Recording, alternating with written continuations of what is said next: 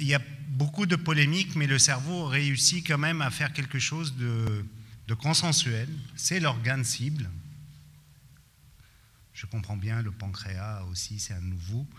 Mais le seul organe cible qui bénéficie de la chute tensionnelle et d'une façon très importante, c'est le cerveau. Et nous, c'est simple. Après un accident vasculaire cérébral, quand il arrive, le patient, quand on thrombolyse, on respecte la tension artérielle pendant 24 heures. On ne touche pas à la tension artérielle. On peut éteindre la lumière d'eau. Sauf si elle est au-dessus de 185. On ne peut pas thrombolyser un patient qui a plus de 185 de systolique. Là, on intervient, sinon on respecte la tension artérielle. Mais à la sortie de l'accident vasculaire cérébral, le message que je vais vous donner, même les normaux tendus, même ceux qui ont 12 de tension, ils sortent avec un IEC ou un ARA2 s'ils ne tolèrent pas l'IEC. La recommandation, c'est un traitement, bien sûr, le régime. On n'a pas le temps d'avoir tout développé, mais nous, c'est le régime sans sel, 30 minutes de marche, c'est obligatoire avant de donner le traitement. Et tous les patients, après un accident vasculaire cérébral, et en particulier l'accident vasculaire cérébral hémorragique, doivent sortir avec un traitement antihypertenseur, avec une recherche de syndrome d'apnée du sommeil. Ça aussi, c'est une des spécificités après l'accident vasculaire cérébral, parce qu'on a 90% après une hémiparésie, ils ont un syndrome d'apnée du sommeil. Donc, avant de faire la trithérapie antihypertensive, on recherche systématiquement un syndrome d'apnée du sommeil, on met un holter tensionnel 24 heures et on ajoute une deuxième ou une troisième molécule si les tensions ne sont pas très basses. Alors, j'ai que 20 minutes, alors je ne vais pas faire les cas cliniques, parce que je voulais quand même illustrer un peu notre travail par 2 cas cliniques, mais je vais aller directement à ce que vous avez commencé à montrer, c'est ça. Qu'est-ce qu'elle fait, l'hypertension artérielle sur le cerveau? La cible, la première, ce sont ces artérioles que vous voyez ici, sous les flèches, il y en a des milliers. Et ça, quand vous laissez des tensions artérielles élevées, vous faites 2 choses. La lumière de ces artérioles perforantes, là il y en a des milliers, dans les noyaux gris centraux, comme vous voyez ici, ou en sous-cortical.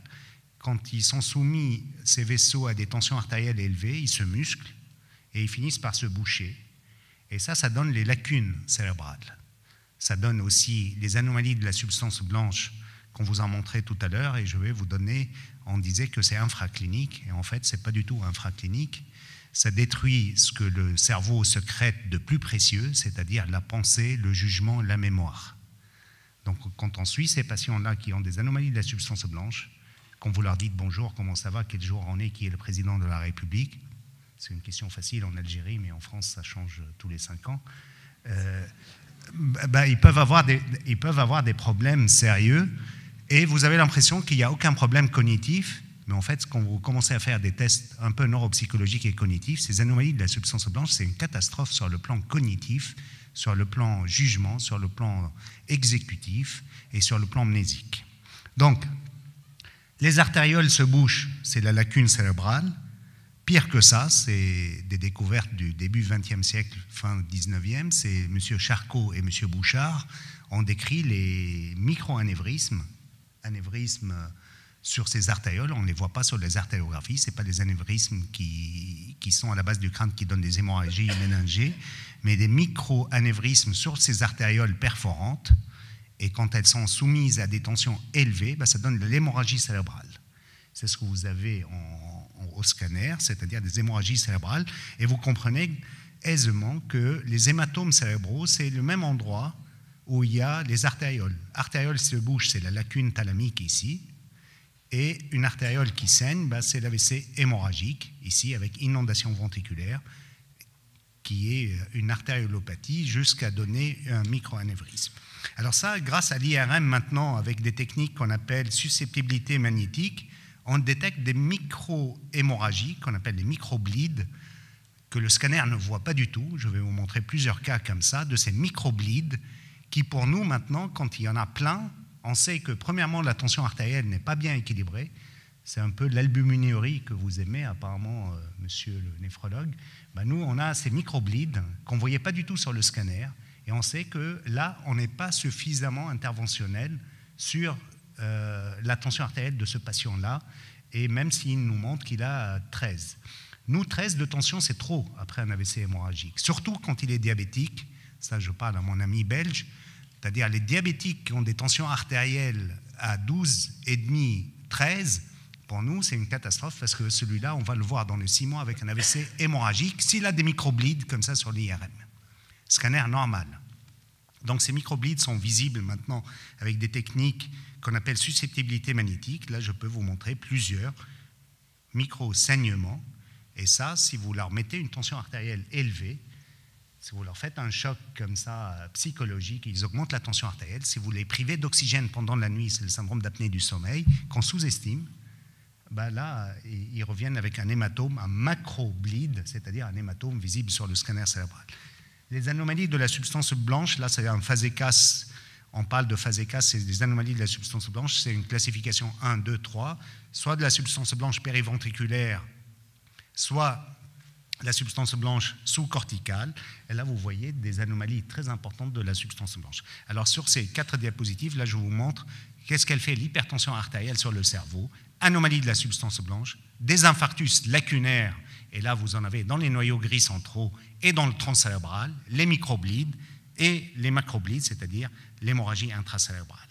C'est ce qu'on appelle un phasécas 2 ici, ce n'est pas encore complètement confluent, la leucopathie vasculaire. Ça, c'est l'infarctus lacunaire, ce sont ces artérioles, les artérioles qui font ici moins de 0,5 mm de diamètre, et là vous voyez une hypertrophie de la paroi artériolaire qui peut aller jusqu'à l'occlusion, et quand il y a une occlusion, bah vous avez cet infarctus lacunaire qu'il ne faut pas du tout sous-estimer. Ça peut être infraclinique, parce que ça peut survenir pendant le sommeil, le patient ne se rend pas compte, ça peut donner juste une petite maladresse de la main, une hémiparésie ataxie, mais quand on ajoute comme ça des lacunes, 1, 2, 3, 4, on a une détérioration cognitive sérieuse que les tests neuropsychologiques peuvent montrer. Et ceux qui ont des infarctus comme ça lacunaires, ils ont 20% de risque de faire une ischémie cérébrale constituée plus importante. Ça, vous l'avez montré, mais je me permets vraiment d'insister, l'organe qui met tout le monde d'accord sur la nécessité de baisser la pression artérielle, c'est le cerveau, parce qu'en dehors de l'AVC hémorragique, l'AVC lacunaire, c'est le principal facteur de risque aussi de boucher les carotides qu'il faut aller opérer. Les carotides et le système vertébro-basilaire, le principal facteur de risque qui bouche ces artères à visée encéphalique, c'est l'hypertension artérielle.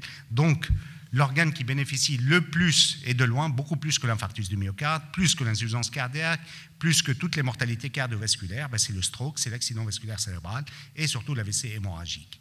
Les 2 pressions artérielles sont importantes, la pression artérielle diastolique et systolique. Là, vous voyez que quel que soit l'âge, plus la tension artérielle diastolique est basse, moins il y a de risque de faire un accident vasculaire cérébral, et sans l'effet J qu'on a pour l'infarctus du myocarde. Vous connaissez cette fameuse aussi courbe en J, où baisser trop la tension artérielle n'est pas bonne pour la protection cardiaque, le cerveau aussi.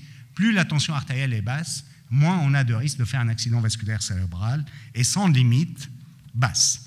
Ça, c'est vrai pour la diastolique et pour la systolique. La systolique, c'est encore plus performant. Vous avez parlé surtout de la systolique, je pense, dans mais nous, on voit que les deux. Mais la systolique, pour nous, c'est l'AVC hémorragique, il est lié directement à cette hypertension artérielle systolique. Et là, pour vous montrer que l'infarctus de myocarde, quand vous baissez trop la tension artérielle, il y a cette fameuse courbe en J. En dessous d'une certaine valeur, là, il y a un effet délétère, alors que le cerveau, lui, il adore les tensions artérielles basses. Il ne faut pas mettre le patient en hypotension orthostatique parce qu'il peut tomber et nous faire des hématomes sous-duraux. À l'opposé, les produits qui augmentent la pression artérielle, là, je rappelle des études anciennes où on a donné des estrogènes chez les femmes ménopausées, ça a été un effet délétère, et cet effet délétère était lié directement à l'augmentation de la tension artérielle de très peu de millimètres de mercure de la systolique, 2 à 3 mm de mercure, mais il y avait une augmentation significative des AVC, et en particulier des AVC hémorragiques. Une autre molécule anti-inflammatoire, le rofecoxib, aussi a augmenté les risques d'AVC et infarctus du myocarde, et là c'était lié directement à une augmentation de la pression artérielle systolique. Alors, j'espère que je vous ai démontré que c'est le facteur de risque le plus important et modifiable, quel que soit l'âge, qu'il faut regarder la systolique et la diastolique. Les deux sont à regarder. Et vous l'avez dit tout à l'heure, agissez plutôt avec des ARA2 et IEC qu'avec les diurétiques et les inhibiteurs, les bêta-bloqueurs.